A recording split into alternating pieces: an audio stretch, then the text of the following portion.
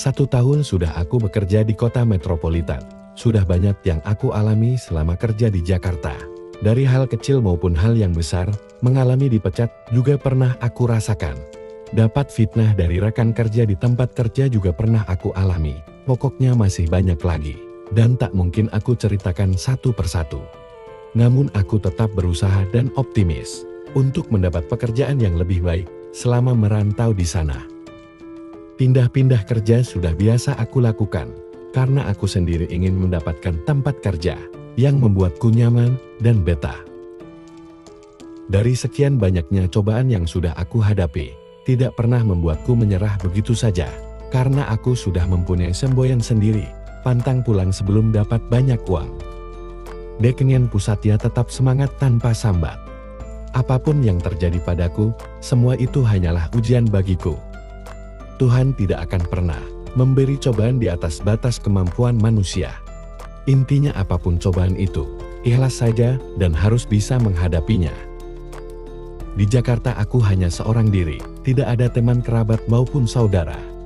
Sebelum lanjut ke ceritanya, perkenalkan dulu namaku Yudis Pratama, umur 26 tahun. Wajah pas-pasan, kulit sawo matang, tinggi 168 cm. Aku anak pertama. Terlahir dari keluarga sederhana, bapak ibuku hanyalah petani biasa, yang sehari-harinya hanya berkecimpung di ladang. Namun keluarga kami sangat bahagia, sedangkan adik perempuanku masih sekolah SMA dan yang terakhir masih SMP. Singkat cerita, pagi itu aku mencoba untuk mencari pekerjaan baru lagi. Siapa tahu itu hari keberuntunganku. Pas ketika di jalan, aku mendapati seorang ibu-ibu yang belum begitu tua sedang mengalami musibah. Ia diserempet orang yang mengendarai sepeda motor hingga terjatuh, dan sikunya mengalami lecet-lecet yang begitu parah. Aku segera samperin ibu itu dan memberikan pertolongan pertama. Karena pas di sekitar kejadian, tidak ada orang sama sekali, cuma ada aku di sana. Maaf ibu tidak apa-apa, kurang ajar banget tuh orang, udah nyerempet tidak mau bertanggung jawab. Main kabur saja, kataku. Oh makasih mas, ibu tidak apa-apa kok, cuma lecet dikit aja, jawabnya singkat. Sebelum aku lanjut bercerita, aku kasih gambaran dulu tentang ibu itu. Orangnya lumayan cantik, belum cukup tua. Bisa dibilang masih tante-tante, umurnya kurang lebih sekitar 45 tahun. Rambutnya agak ngombak dan disemir sedikit merah samar, tidak merah banget. Bodinya juga masih oke, pokoknya mahok banget deh. Aku lanjut lagi ya ceritanya. Setelah bercakap-cakap, aku ajak ibu itu untuk menepi di sebuah warung kopi yang ada di pinggir jalan.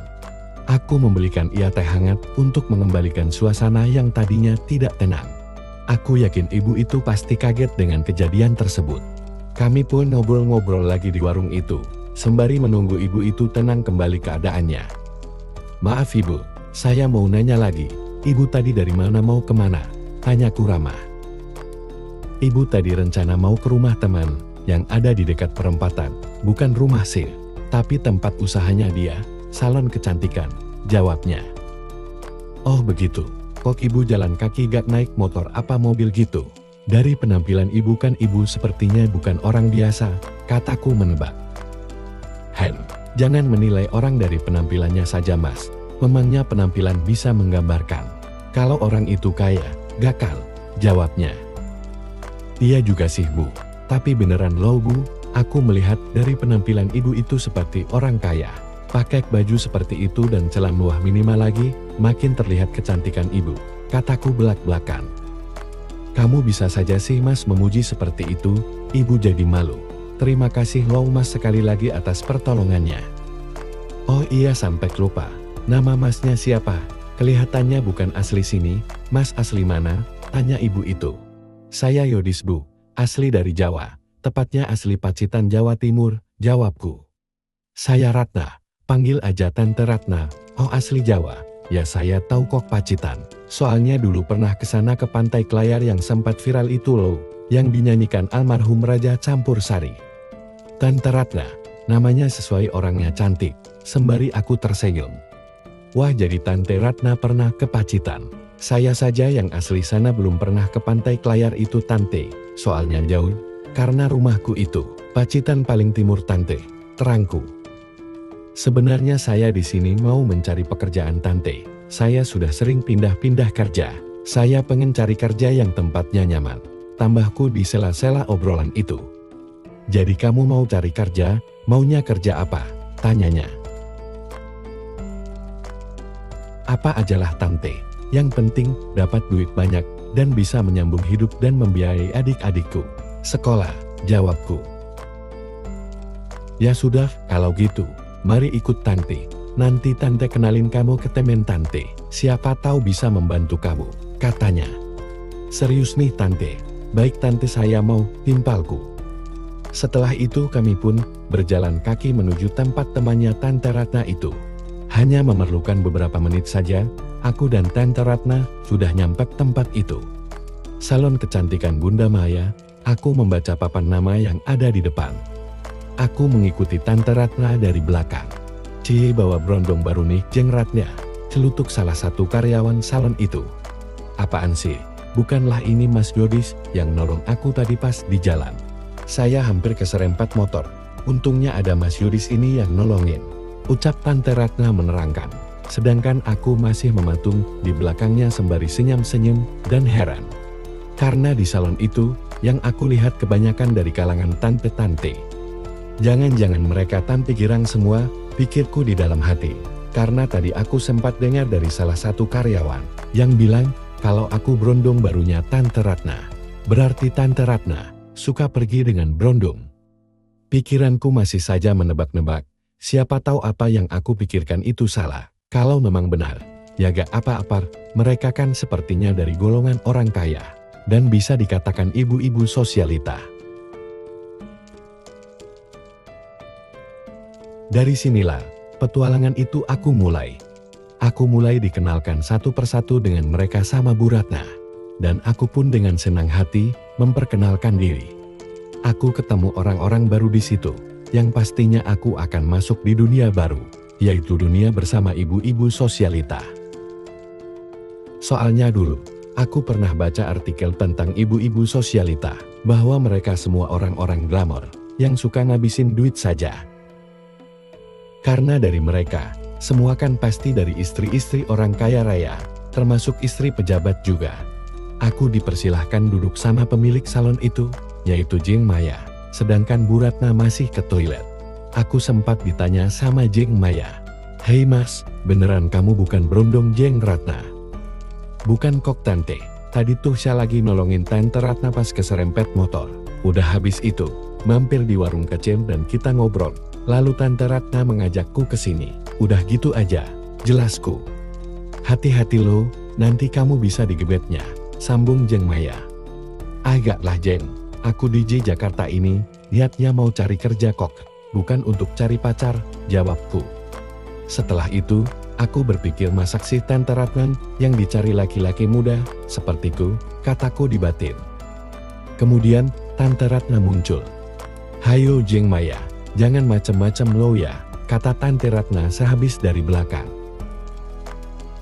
"Gak kok Jeng, kita cuma ngobrol biasa kok," tanya Mas Yodis. "Kalau gak percaya, balas Jeng Maya."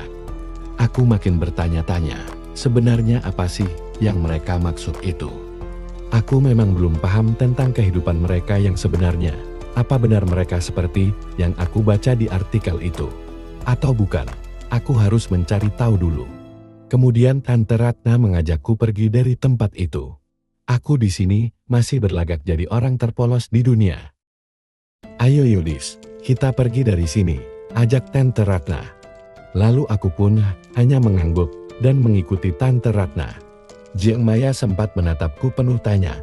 Ia terus melihatku, sepertinya ia masih penasaran denganku. Singkat cerita, aku diajak Tante Ratna pergi ke sebuah tempat, di mana tempat itu sangat lengkap, ada kafe, dan juga homestay-nya seperti apartemen gitu. Kemudian kita mampir ke kafe tersebut, yang ada di lantai bawah. Ia memesan minuman, dan juga makanan kecil. Lalu kita pun ngobrol lagi di sana dan pada saat ngobrol itulah, Tante Ratna sempat bertanya padaku.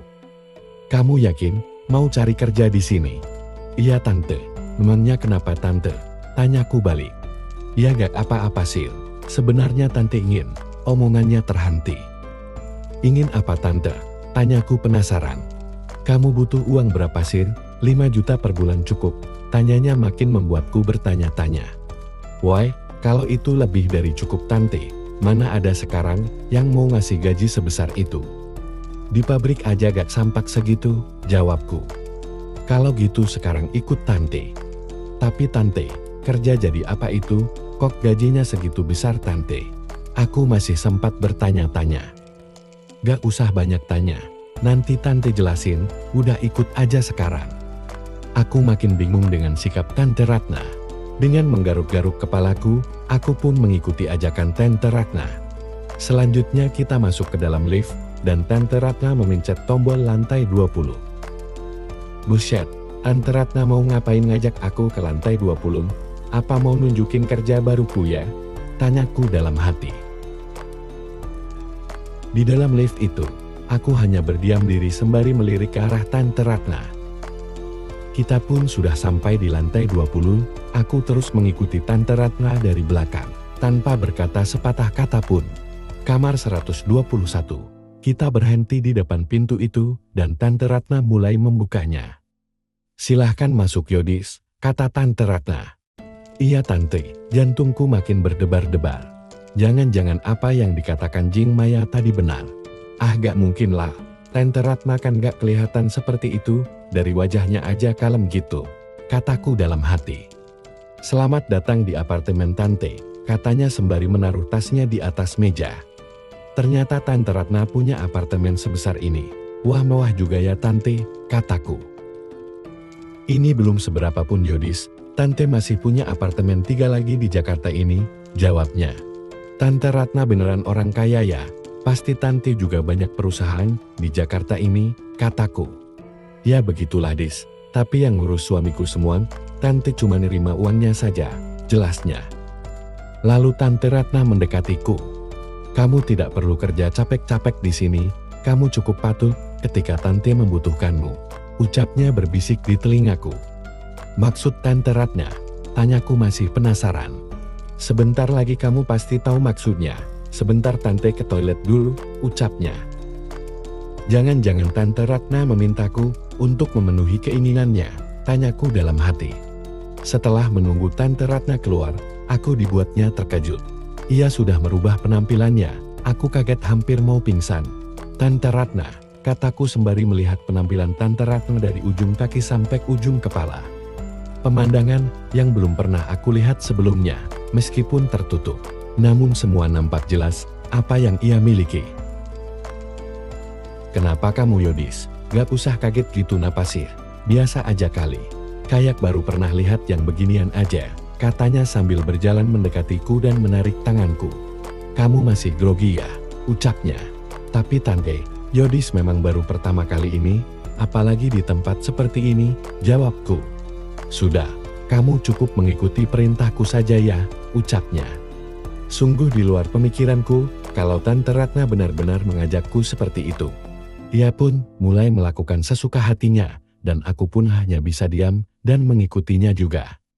Hingga terjadilah sesuatu hal di antara kita berdua. Mau tahu gimana rasanya? Mantap. "Gimana Yodis, apa kamu suka dengan semua ini?" tanya Tante Ratna. Suka Tante," aku hanya bisa menjawab itu. "Bagus kalau gitu, jadi mulai sekarang pekerjaanmu hanya itu saja, tidak capek kan? Tante harap kamu bisa buat Tante bahagia malam ini," ucapnya. "Saya usahakan Tante," jawabku. "Tante hanya butuh sehari 4 kali, apa kamu sanggup?" tanyanya. 4 kali Tante, apa gak capek Tante?" jawabku kaget. "Gak Lar, kita buat santai aja biar gak capek," terangnya. Aku tidak bisa berbuat apa-apa, kecuali menuruti apa kemauan Tante Ratna. Ini semua aku lakukan juga karena uang. Lumayan sudah, dapat uang juga 5 juta, pasti aku cepat kaya, pikirku. Jadi selama di apartemen Tante Ratna, aktivitasku hanya seperti itu, tidak ada yang lain. Tapi ya capek juga, kalau sehari sampai 4 kali. Setelah berjalan 5 bulan, Tante Ratna membelikanku mobil dan juga apartemen. Namun semua itu juga ada syaratnya, aku tidak boleh dekat dengan siapapun kecuali Tante Ratna. Kalau sampai aku ketahuan dengan orang lain, semua fasilitas yang ia berikan akan diminta kembali. Jadi begitulah kisah perjalanan yang penuh dengan tantangan selama aku di Jakarta. Hidupku makin enak dan aku juga bisa mengirimkan uang untuk keluargaku.